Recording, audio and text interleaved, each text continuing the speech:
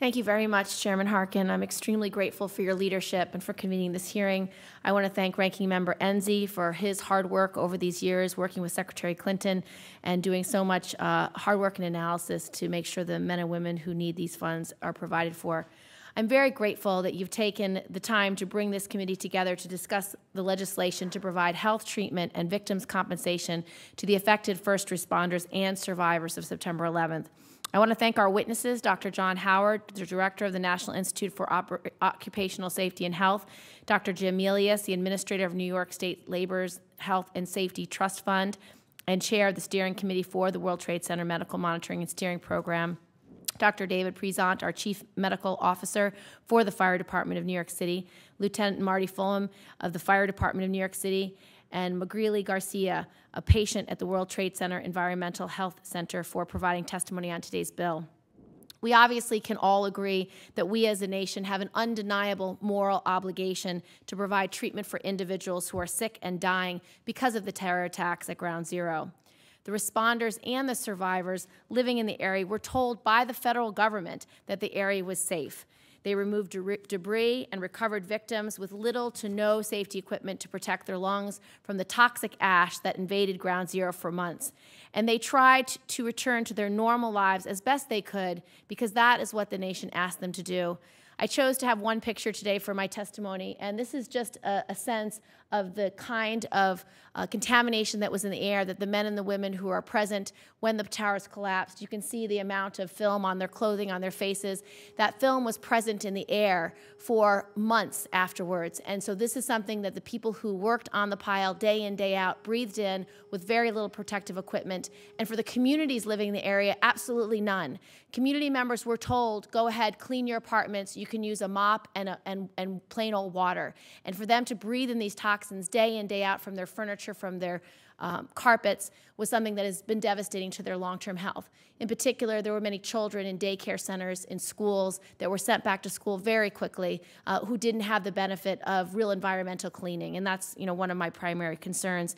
Just this week, I spent time with those parents. I met with those community leaders. I met with those men and women who are now struggling with these diseases. And as a parent with a child who has asthma, I know how difficult it is for young children when they do have grave respiratory illnesses such as asthma. This tragedy is obviously beyond our comprehension, and our failure as a nation to confront it should offend all of us at the very core to make sure that we provide the health care that these families and first responders and survivors desperately need. My legislation will fulfill this moral obligation to these heroes and those who have sacrificed their lives for our country, and all the victims who are ill of health and dying because of the worst terrorist attack in our history. Building upon the Centers for Excellence, S1334 establishes formal eligibility requirements and provides health benefits through a national network of providers. It also addresses some of Senator Enzi's main concerns. This new bill will provide a level of accountability and transparency in the disbursements of funds that we have not seen up until this time with the current program. It terminates the 6 billing systems created in the chaotic aftermath of September 11 and will establish a third-party administrator who will set the rates, track expenditures, and enforce eligibility requirements. It also creates a dedicated line of funding so the victims can receive the consistent and 9/11 specific care that they need for the illnesses that have been created.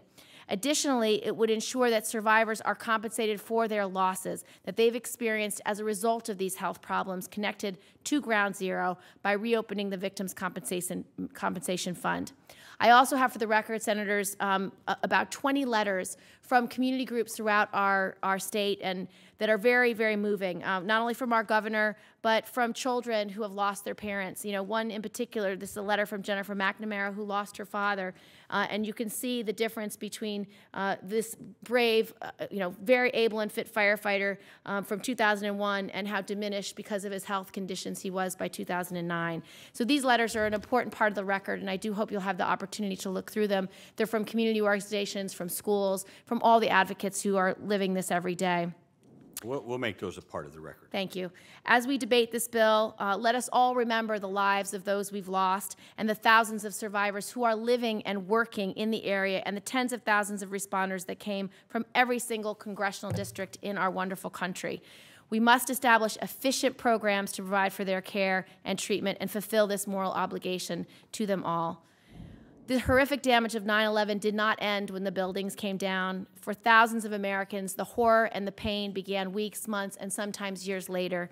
We must never forget the way these men and women have sacrificed for our country. Thank you, Mr. Chairman. Thank you, Mr. Ranking Member. I'm happy to answer any of your questions.